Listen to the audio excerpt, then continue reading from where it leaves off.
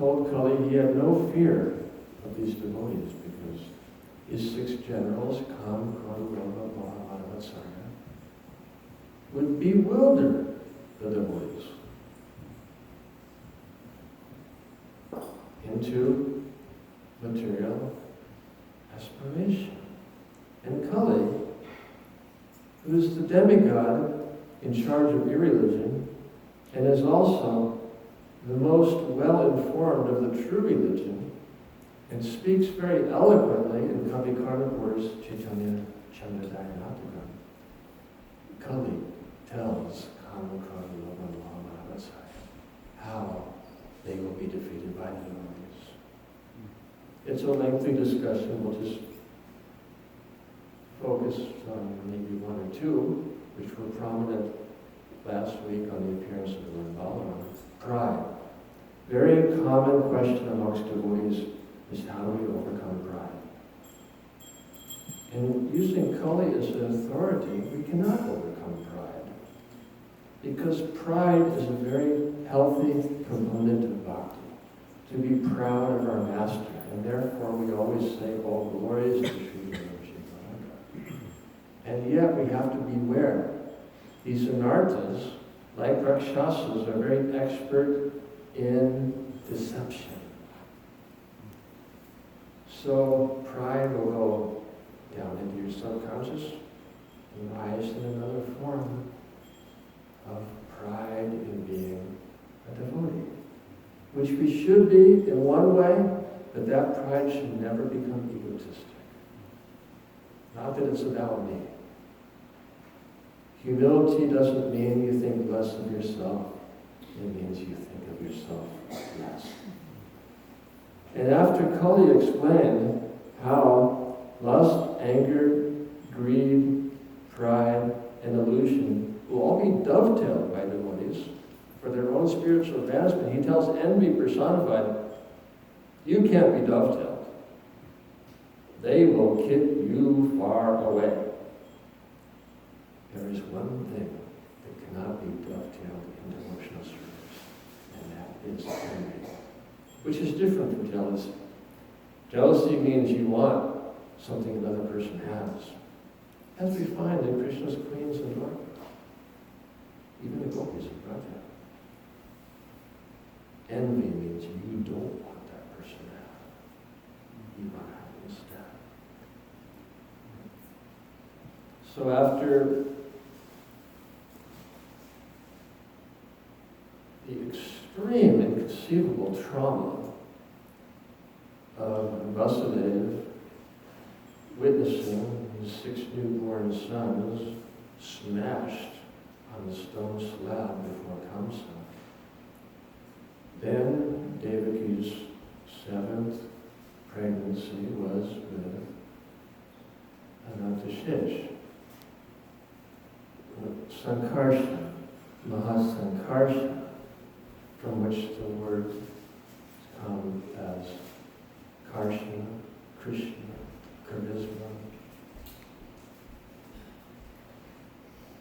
He took birth in the womb of Devaki to make that atmosphere where those 6 anarthas had formerly resided, to make it clean and pure and holy and nice for the appearance of his brother. And then Krishna told Yogamaya, transfer him to the womb of Rohini, who was already pregnant with Balaram, and Mahasankarsha will merge into Balaram. And then Krishna told Yogamaya the names for Balaram, including Rama, who gives pleasure to his family and his devotees, Balabhadra, Balaram, very powerful, spiritual power, the foundation for our spiritual lives.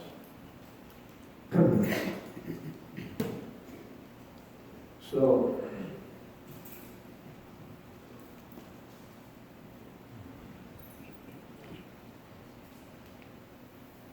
switching now from Mathura to how events are unfolding in Braja, where everyone and everything under the reign of such saintly, sweet, loving king and queen as Nanda and Yashoda, everyone was blissful except for a distant dark cloud that was gradually moving to the forefront as they grew elderly. And that was that even until the time that Nanda and Yashoda had white hair, they had no children.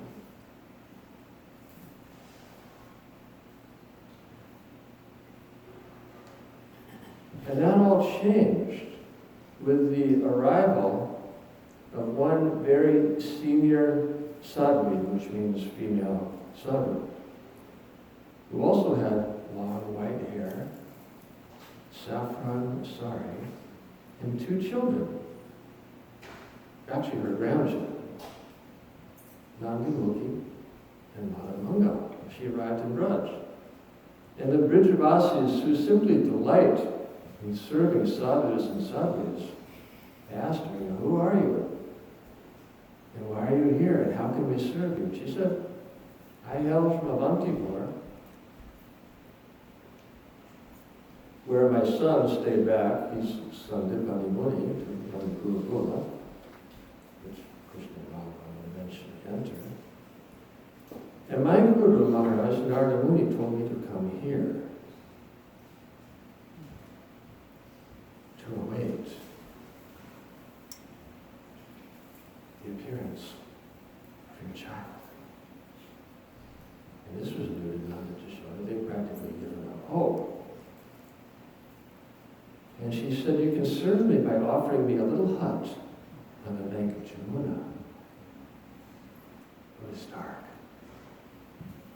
like the sun who will take birth to you.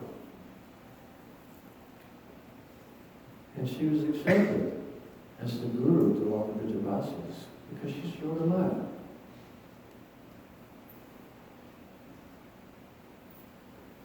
Now, Nanda and Yashoda had been previously advised by so many well-wishers and guides to perform varieties of rajas and pujas and pilgrimages for the sake of progeny, which was never fruitful. Now, why? Because Nanda Maharaj, he had exclusive devotion only for his Shalaram Shiva. And he understood the Supreme Personality of Godhead to be Lord Ramachandra. And he read Ramayana with great faith and devotion. So,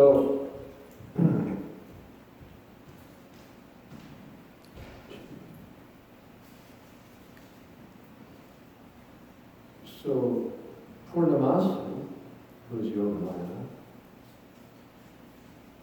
advised Nanda Yashoda to perform one vrata only, Ekadasi, follow Ekadasi, and Dwadasi, faithful.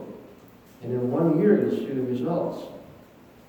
And that came about when gradually, in the evening, when Nanda Maharaj would very faithfully read Ramayana, considering Ram to be God,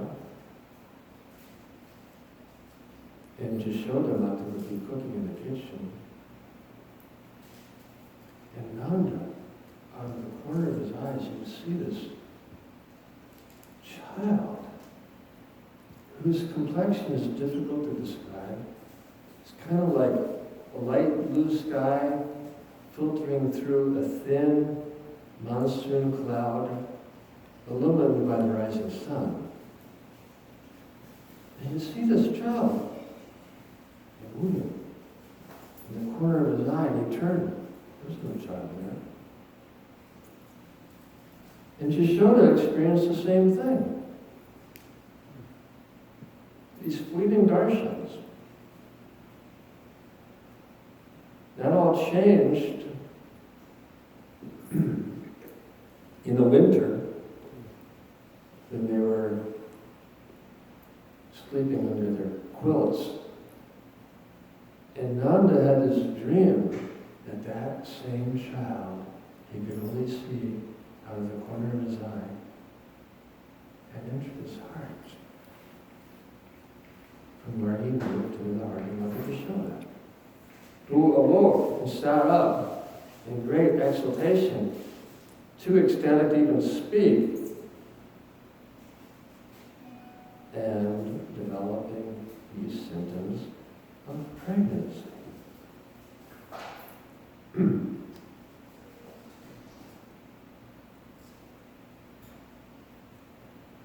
So they prepared the maternity house. And when the arrival date drew nigh, somehow Mother Yashoda's nurse was out of the house,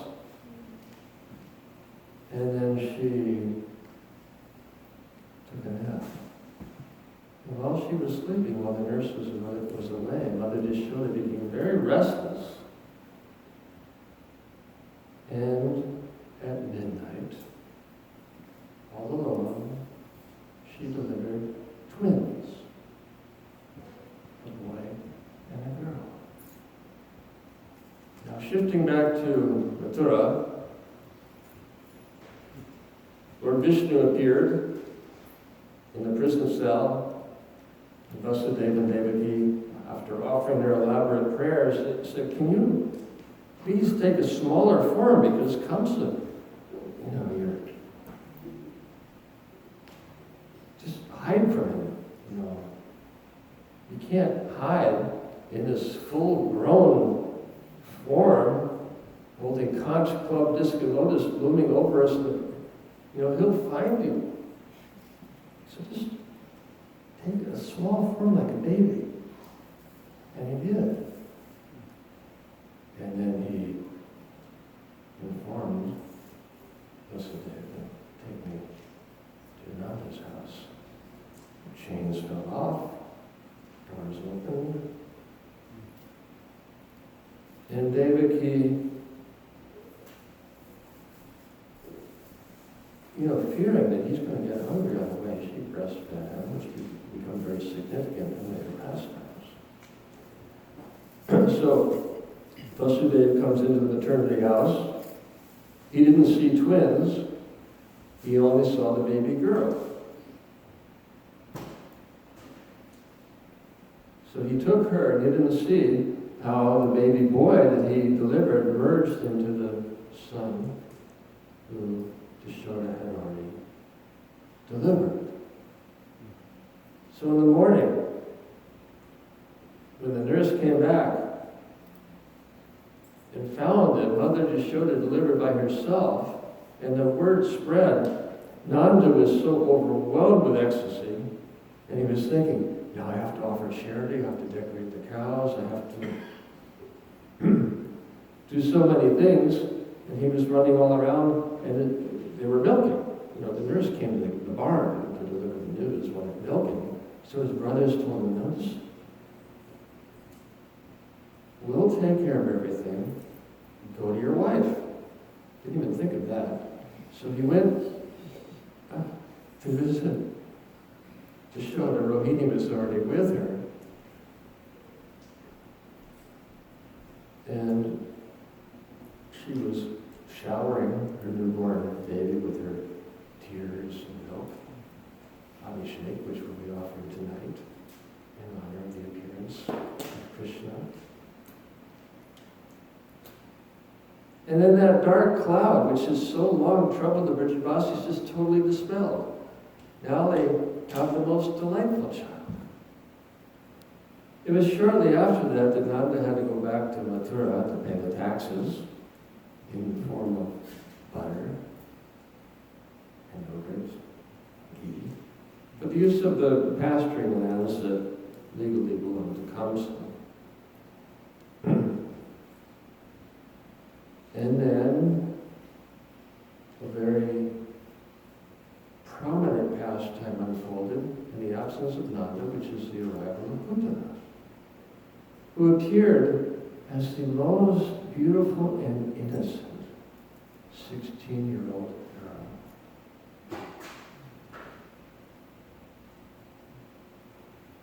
who nevertheless saw Krishna as a dormant fire capable of burning vast quantities of sin. Now, how she bewildered Yashoda and Rohini and all the Vrindavasis by her exceptional beauty and innocence testifies to the deceptive nature of Rakshasas, which we know as Yarnatas within our own heart. That's why you have to have good association to point out that's not some friendly attribute you're cultivating there. It's a bead. Anyway,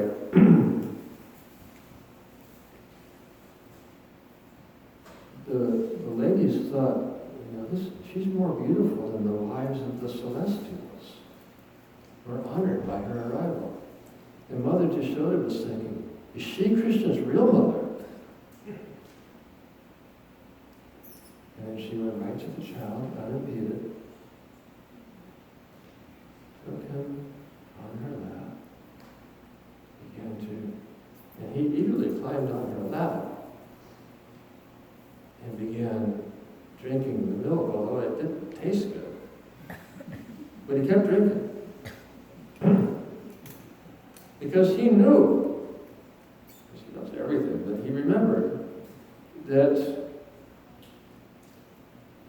in the Leela of Vamana, who came to visit Bali Maharaj, Bali's sister,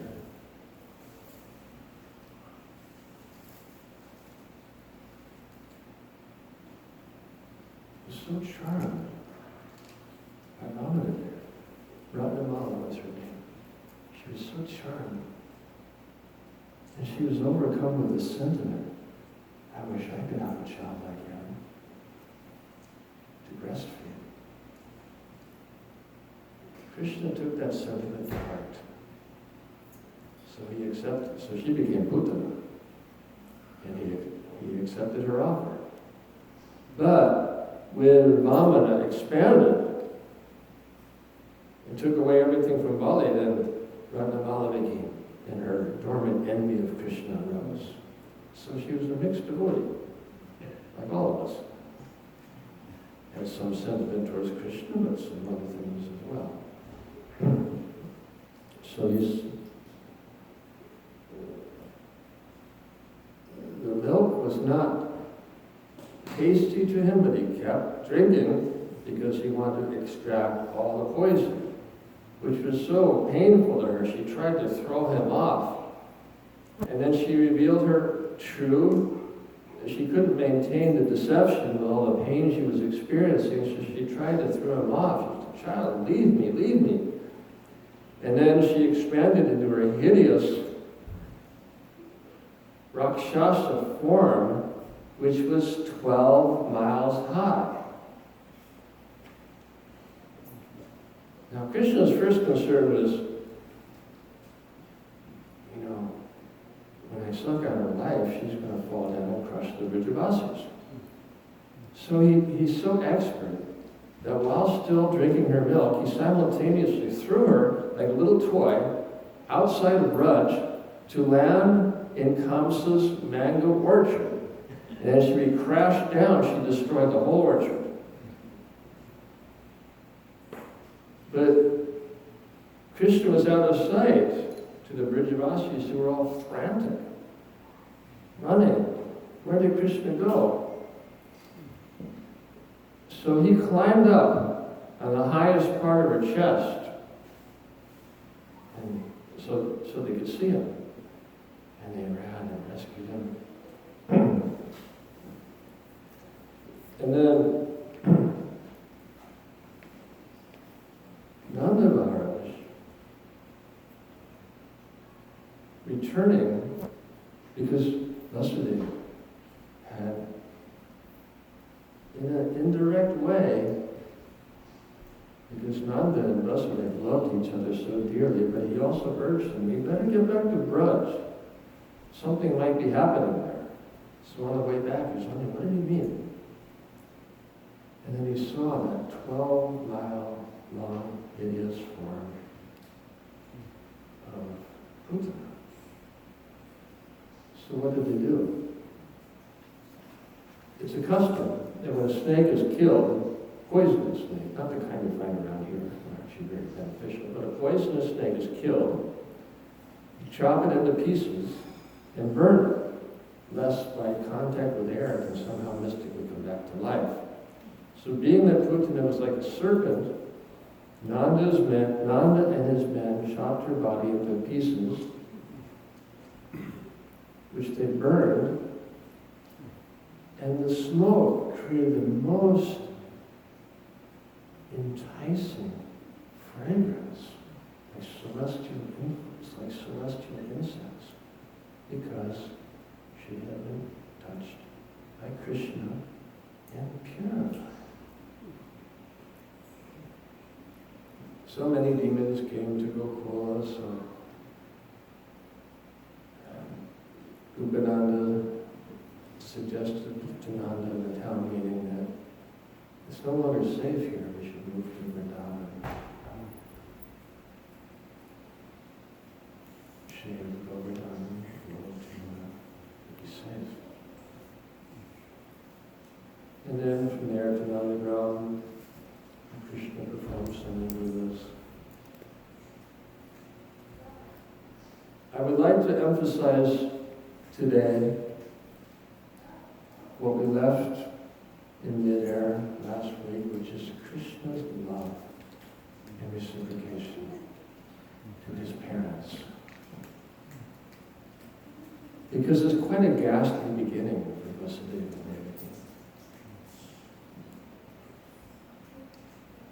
And to examine the ending, which is consistent with everything in devotees' lives, which all ends in bliss. After Krishna left Mathura with the promise, I'll be back tomorrow. And the devotees waited for years and decades.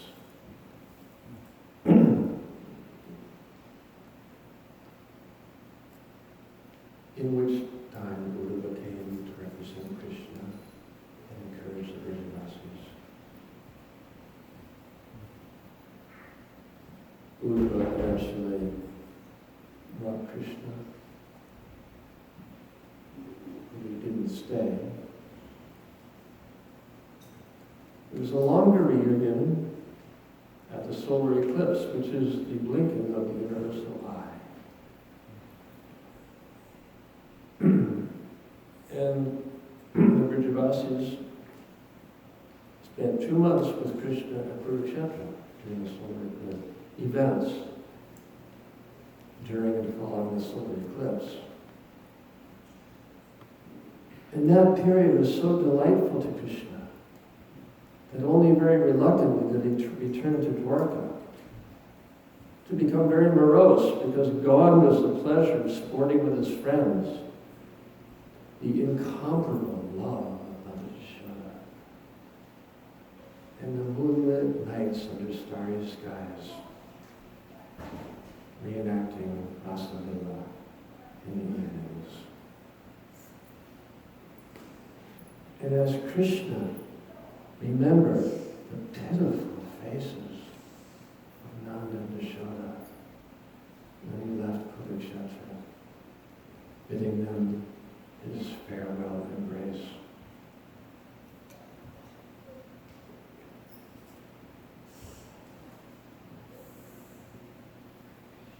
And when he reached Dwarka, there was a letter waiting for him. Not waiting, it came shortly after, a letter from Vrindaban.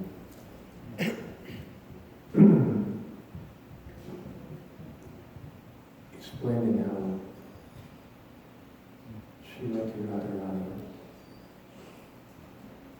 overwhelmed by the grief of separation from you, gave her farewell embrace to her favorite to one which grew the flowers which she used for earrings. She planted that creeper on the shore of Jamuna, gave Lalita her diamond necklace as a farewell gift and bid her the favor of continuing to care for that jasmine creeper when she gave up her life in the fire of separation. Krishna sent Buddha again to lighten the grief and offer hope. Uddhava was apprehensive on the journey from Dwarka to Vrindaban, and arriving there, his worst fears were confirmed. The landscape was barren and hushed. There's no signs of life. And he was confronted with a doubt, self-doubt. Can the mere promise of water restore a desert into paradise? Nevertheless, it did. Uddhava was so much like Krishna, and he so perfectly represented Krishna, that Vrindaban, again, in the presence of Uddhava, it blossomed like a lotus, until the clouds of imminent separation began to gather again. And Uddhava was unable to even look into the faces of the Vrajavasis.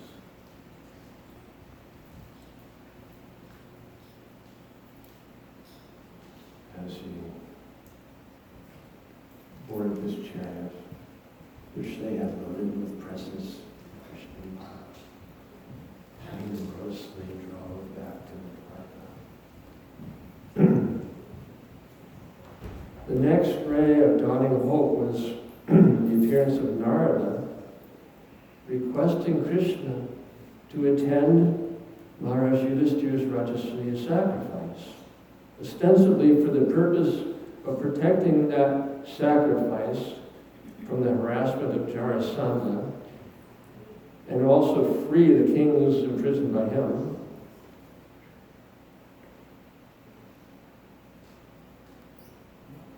And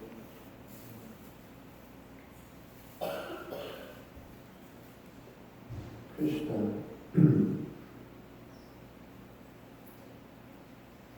went to Indraprastha.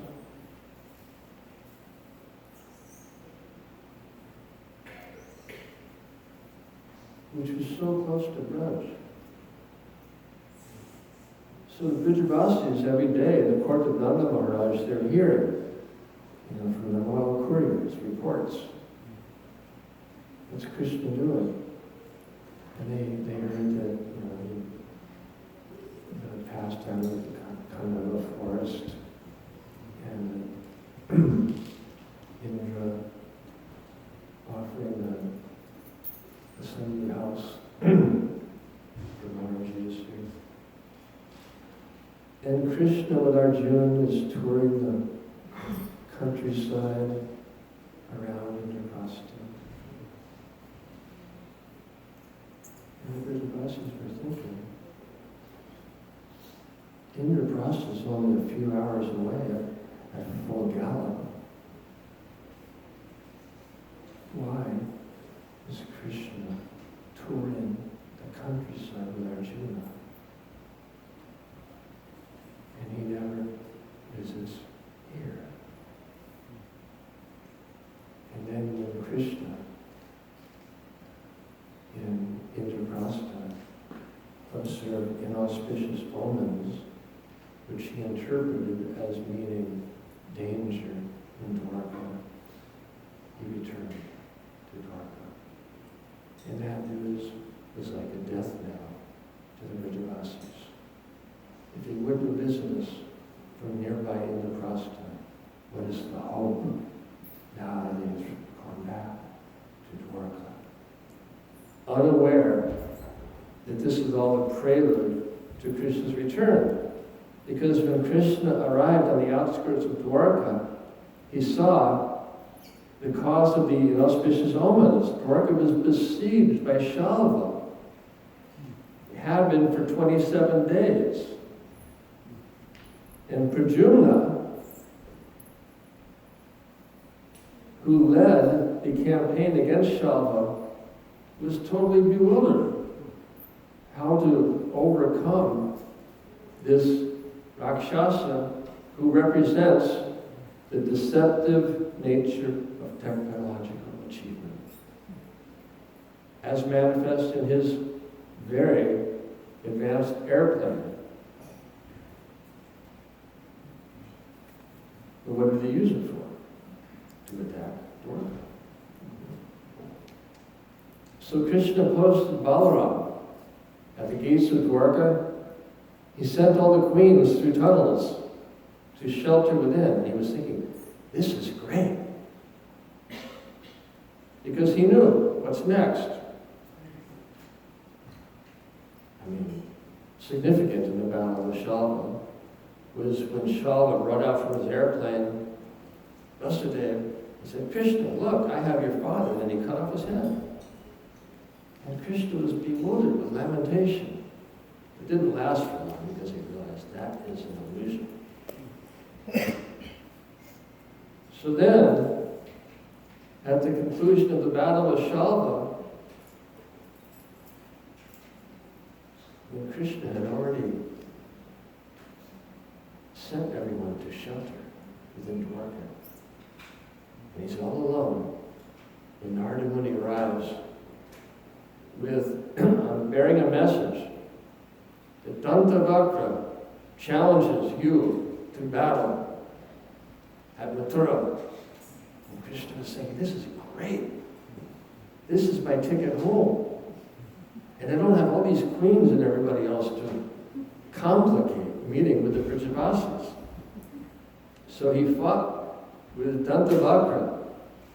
Not quite like he fights with most demons. You know, because when Krishna sports with demons, it's such a drama and all the demigods are so apprehensive. And they're calling out, Krishna, Krishna. But Krishna couldn't drag it out the way he usually does because the fragrance from home was reaching him at the time. So finally, enough, he just killed Dantavakra. He said, I'm on my way home. Going to Braj. And then Vidarata, Dantavakra's brother, appeared on the battlefield and challenged him to avenge his brother's death. And Krishna didn't even sport with that demon.